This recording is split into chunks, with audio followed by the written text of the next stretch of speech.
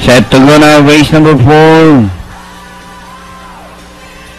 And the race on. Canadian Girl, Monte Napoleone, Mayumi, Don Ronaldo racing in fourth. Back to the front runner, Monte Napoleone, Mayumi from the outside, running by the rally's Canadian Girl. Don Ronaldo is running in fourth by about 3 lengths down on the inside. Speed of in Wanna Changing Lord Key, and My White Nose All is running at the tail of the field by about 6 to 7 lengths of the leader.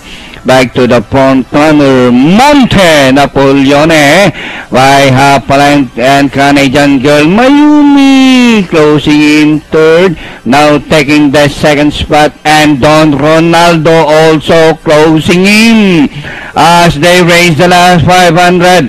Monte Napoleone, Mayumi, Don Ronaldo racing on the outside. Canadian Girl in Lorky as they race the ball corner.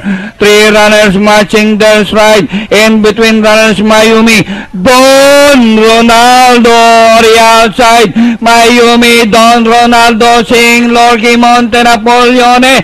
Don Ronaldo is now the leader. And finally, Don Ronaldo seeing Lorky, Mayumi, My White Nose All, and Monte Napoleone